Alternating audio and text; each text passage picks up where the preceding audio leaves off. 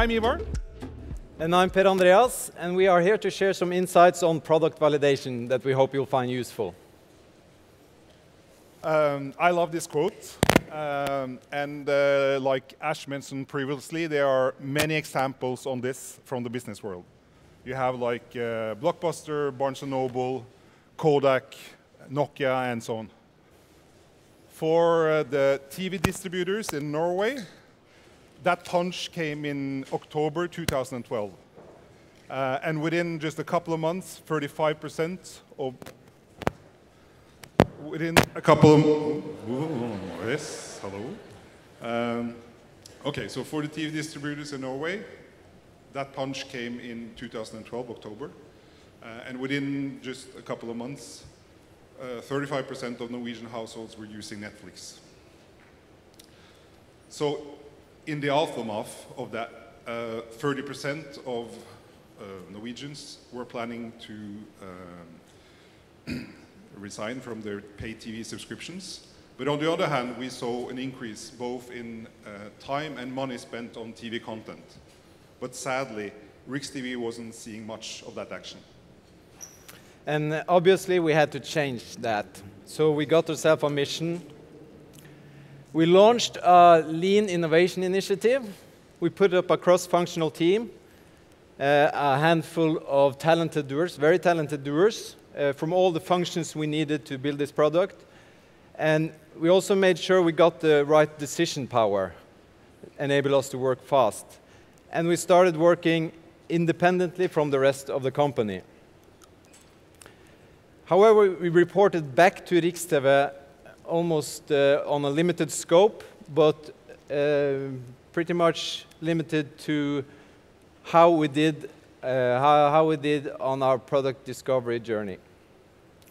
We made a business plan using Lean Canvas that Ash talked about earlier. And started the work on iterating and validating our assumption on that plan with the good help of the Lean dashboard, which is also part of the Lean stack. And we also had a Kanban process ensuring that we had an effective product development. But most satisfying was that we was actually able to do experiments as the way of working in this initiative, as opposed to what we usually do, which is just shipping features.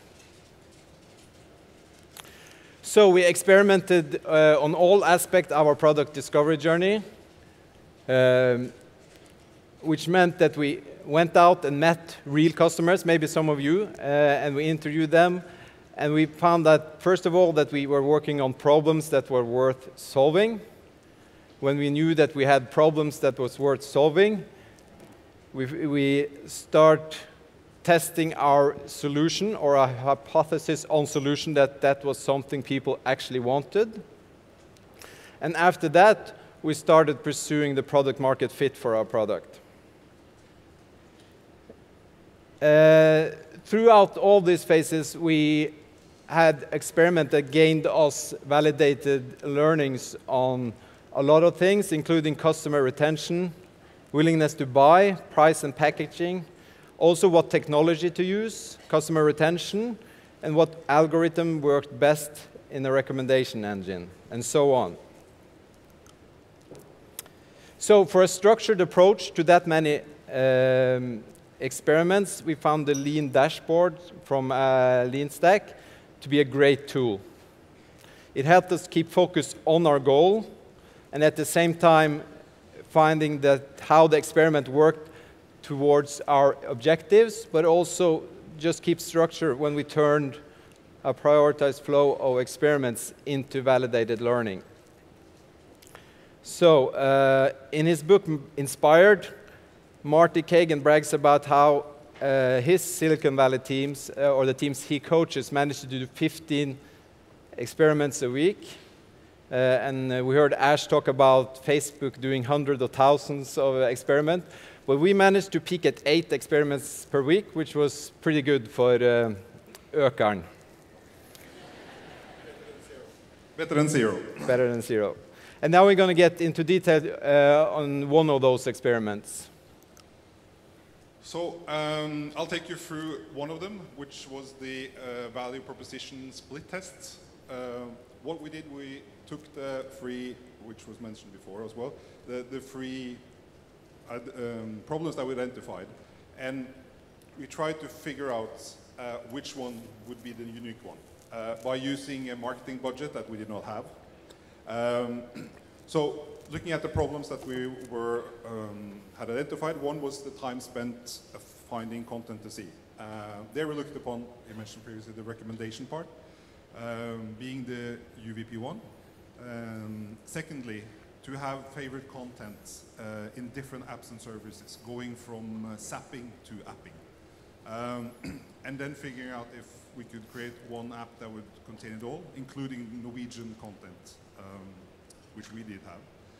And the third one was basically to keep score of the stuff you watch. Remember, this was in 2016, so this is kind of common now, but it wasn't that many that had good services for that at that point, that being UVP free.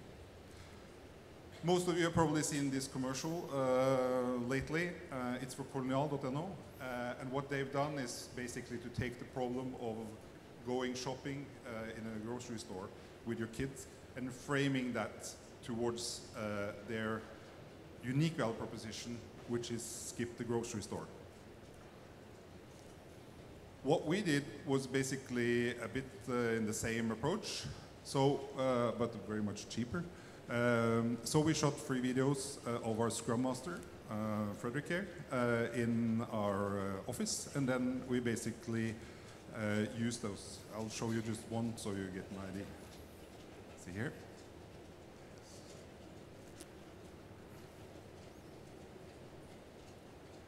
Er du lei av å bruke TV-tiden din på å lete etter gode programmer, I stedet for å bare se på dem? Med MiTV får du gode, personlige anbefalinger og maksimal underholdning med minimal innsats. MiTV.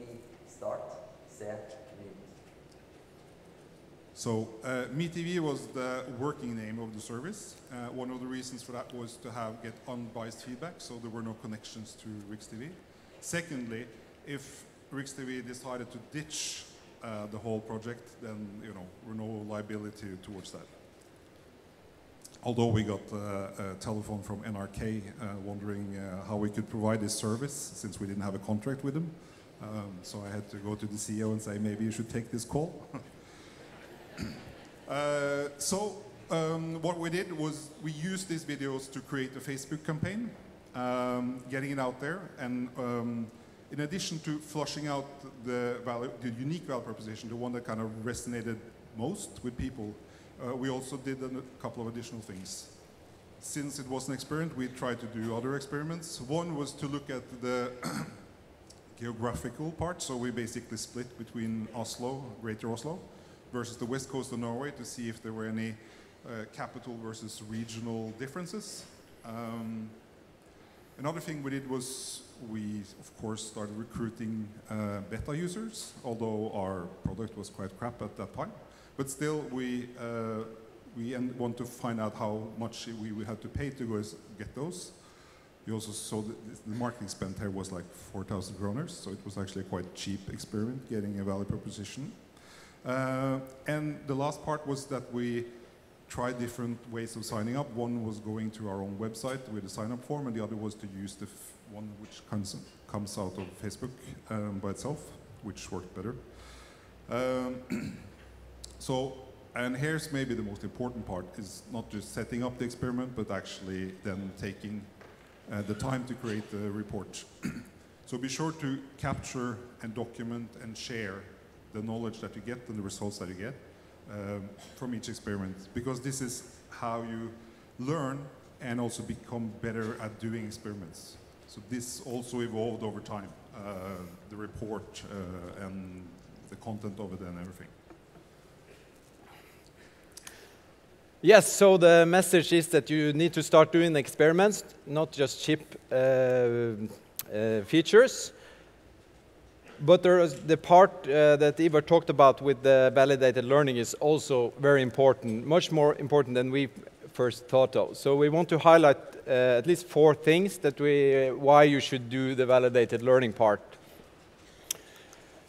number one is that you are wrong, at least most of the time. We were consistently wrong in our assumptions. As much as 60 to 90% of ideas that we come up with will eventually not have the desired impact on the metric it's supposed to improve. And as much as 1/3 of those ideas will actually make the metric worse. So again, it would have been better doing nothing. Number two, you are part of the problem. There are more than 20 common cognitive biases that sort of interferes with our ability to make good decisions, including the one that if you gather as much information as you can about something, you will make a smarter choice. That's not true. And ironically, failing to realize that you have these biases is one of those biases.